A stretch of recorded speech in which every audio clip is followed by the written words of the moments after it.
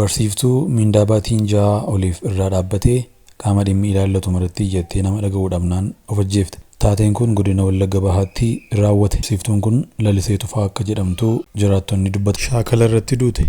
Burgaal Mallas hanga daqiiqaa lubbuun ishee darbu kanaatti atileetii addunyaa irratti maaraatooniidhaan sa'aatii saffisa sadarkaa 91ffaa irratti argamtudha. Paatriyaarkiin Ortodoksii Itoophiyaa lammiilee Saawudiitti murtee du'aa irra jiraniif birmannaa gaafatanii.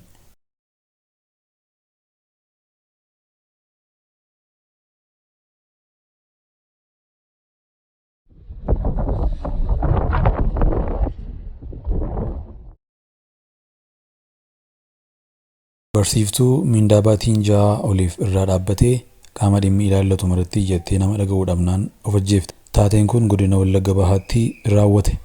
Barsiiftuun kun Lalisee Tufaa akka jedhamtu jiraattonni dubbatan.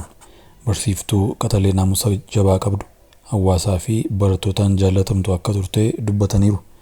Barsiiftuu Lalisee Tufaa aanaa Gudayyaa Biilaatti barsiiftuu turte.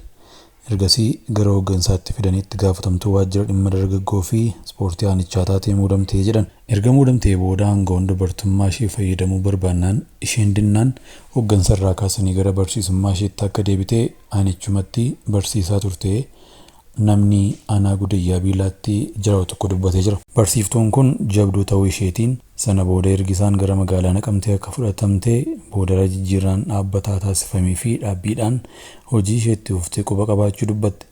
Ergasii ammoo sababa jijjiirraa iddoo hojii barsiisaatiin wal qabatee rakkoo jabaa keessa dabartee jedhan namoonni ishee beekan. Barsiisonni erga oduun kun ba'ee yaada isaanii kennan immoo seenaan kun seenaa barsiisota hedduutii jedhu. Jijjiirraa argachuuf yookiin maallaqa qabaachuu qabda yookaan immoo firaan ga'oota keessaa qabaachuu qabda. Yoo dubartii taate immoo dubartummaa keetiin gaaffiin saalquunnamtii akka mattaa'aatti dhiyaataa jedhan. Barsiiftuun lubbuu ofii dabarsitee Lalisee Tufaa magaalaa Naqamteetti mana barumsaa Daaloo sadarkaa 2ffaa barsiisaa akka turte namoonni ishee beekan dubbatan. Jalqaba ergisaan achi deemtee boodarra jijjiirraa xumurattee dhaabbiin achitti hojiitti fuftee turte. Boodarra jijjiirraa barsiisota hedduu waajjirri barnootaa seera maleessa jechuun haquu himan. Barsiiftuu Laliseen kan jalqaba ergisaan gara mana barumsaa Daaloo dhufteetti turtii yeroo booddee achumaan jijjiirraa dhaabbataan taasifamee hojii ishee itti fuftees jijjiirraan ishee jala haqamee jedhan. Barsiiftuun jijjiirraan koo seera qabeessa jechuun gaaffii mirgaa ishee gaafachuu akka itti fufte namoonni beekan himan. Jijjiirraan ishee haqamuu hordofee bakka dhuftee aanaa Gudayyaa Biilaatti deebii jedhanii mindaa ishee irraa dhaabbatee jedhan. Baatii 6 guutuu barsiiftuu Laliseen mindaan ishee irraa dhaabbatee isheenis iyyannoo qaama dhimmichi ilaallatutti itti fufuu odeeffatte. Mindaan baatii 6 oliif irraa dhaabbatee qaama dhimmi ilaallatu maratti iyyattee nama dhaga'uu dhabnaan of ajjeeftee jedhan. Barsiiftuun kun biiroo barnoota Oromiyaa fi waajjira barnoota magaalaa Naqamteetti deddeebitee furmaata erga dhabdee booda abdii kuttee dheengadda galgala lubbuu ofii balleessitee jedhan.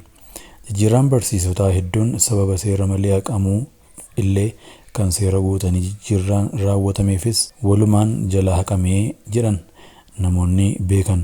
Dhimmi jijjiirraa bakka hojii barsiisotaa dhimma barsiisonni dararaa guddaa itti argan akka ta'e namoonni yaada isaanii himan jiru. Jijjiirraa bakka hojii nama maallaqaa yookaan firaan gawaa qabutu argataa jiru. Dubartiituu yoo taate immoo aangawoonni saalquunnamtii gaafachuun idilee ta'uu himan. Nama maallaqa hin qabne yookaan firaan gawaa hin qabne dubartii saalquunnamtiif gaafatamtee diddu iyyannoo isaanii namuu jalaa hin qabu jedhan. Sababa kanaan barsiisonni hedduu naqni isaanii jallatee jireenyi akka jalaa faca'ee himataa jiru. Mirga keenyaaf falmanna yeroo jennu qaamni nama dhagahuu hin jiru kan jedhan barsiisonni yaada isaanii kennan. Seenaan barsiiftuu Lalisee Tufaa seenaa barsiisota hedduu akka ta'e dubbatu. Nama maallaqa yookaan firaan gawaa mootummaa hin qabne namni abbaa kanaatu hin jedhuuni jedhan. Paatriyaarkiin Ortodoksii Itoophiyaa lammiilee Saawudiitti murtee du'aa irra jiraniif birmannaa gaafatanii. Paatriyaarkiin mana Kiristaanaa Ortodoksii Tawaahidoo Itoophiyaa Abuna Maatiyaas lammiilee Itoophiyaa manneen hidhaa Saawudii keessatti murtee du'aa eeggachaa jiraniif araara kadhatan. Dureen amantaa kun ergaa mootummaa Itoophiyaaf Saawudii darbees dhaabbilee mirgaa fi uummattoota Itoophiyaaf dhaamaniin kana jedhan. Abuna Maatiyaas yaaddoo fi dhiphuu lammiilee akka miidhama ofiitti ilaalamee murteen du'aa irraa kaafamuu gaafatan. Mootummaa Itoophiyaa aangawoota Saawudii waliin mari'achuun ijoollee keenya murtee du'aa gara jabinaan itti murtaa'e akka irraa ka'uu fi biyya isaaniitti karaatti deebi'an akka mijaa'uuf gaafatan. Abuna Maatiyaas hojiiwwan lammiilee baraaruu eegalaman jedhan akka xiyyeeffannoon kennamuuf waamicha taasisanii jiru. Kennaan guddaan Waaqayyoon dhala namaaf kennee lubbuudha jechuudhaan aangawoonni Saawudiis lammiilee murtee du'aa eeggataniif akka araara godhan gaafatan. Lammiilee keenya murtee du'aa jala jiraniif akka araara godhan, adabbiis gara hidhaatti akka jijjiiran gara abbaan ni gaafannaa jedha ibsi baasan. Dhaabbileen mirga idil addunyaas lammiilee Itoophiyaa bira akka dhaabbatan waamicha taasisan. Namni fakkeenya waaqaan uumamee lubbuun isaa baduu hin qabu jechuun hordoftoonni mana kiristaanichaa akka hidhatanis waamicha taasisan. Kana dura jaarmiyaan idil addunyaa mirga dhala namaaf falmu Human Rights Watch baqattoonni Itoophiyaa 65 Saawudii Arabiyaa keessatti balaa ajjeefamuu jala jiru jechuun birmannaan akka barbaachisu gaafatee jira. Lammiileen Itoophiyaa jiruu wayyoo barbaacha waggaa waggaan gara Saawudii imalu. Shaakala irratti duute. Burgwaal Mallas hanga daqiiqaa lubbuun ishee darbu kanaatti atileetii addunyaa irratti maaraatooniidhaan sa'aatii saffisa 90 sadarkaa 91ffaa irratti argamtudha. Haadha ijoollee lamaatis. Burgwaal dorgommiiwwan idil addunyaa 54 irratti hirmaatteetti. Isaan keessaa 3 biyya ishee bakka buuteeti. Dorgommiiwwan daandiirraan kan beekamtu yeroo ta'u, maaraatooniiwwan 22 walakkaa maaraatoonii 19 fi kiiloomeetira 10 yeroo 5 kan hirmaatte yoo ta'u, dorgommiiwwan taasiste keessaa parsantii 75 qabxii sadarkaatiin kan xumurte atileetii jabduu turte. Torban lamaan fuuldura keenyaa kanatti maaraatoonii Ottawa Kanaadaa irratti hirmaachuuf beellama qabattee kan turte yoo ta'u, warra tilmaamni injifannoo duraa kennameef keessaa tokko turte. Ta'us ganama jaan meedaatti shaakala irra utuu jirtu gidduudhaan gaggabdee kufte. Ariitiin hospitaala geeffamtus ooluu hin dandeenye. Afurri ishee kan xumuraa ta'ee dadhabbiin ganamaa fi galgalaa jireenya atileetummaa nagaatti dhaamte. Si'achi qorraan hadooduun ho'aan qaaqamuun isheetti hafeera. Hiree dafqaa jiruu dadhabbii xumurtee waa'ee isa jaallatuuf jiru atileetummaaf hanga afura ishee dhumaatti jiraatte. Haa boqottu. Lubbuun ishee haa boqottu. Sirni awwaalchaa Obbo Zagayyaa Asfaaw har'a magaalaa Finfinneetti raawwatame. Sirni awwaalchaa isaanii Bataskaana Kaatedraalii Sillaaseetti raawwatame. Qabsaa'aan farra fiyudaalizimii Obbo Zagayyaa Asfaaw abdiidhaan gadda du'aan addunyaa kanarraa boqotan. Warraaqsa barattoota bara 1960moota keessaa fi lafti qonnaan bulaaf kan bara 1970moota keessaa shoora olaanaa qabu.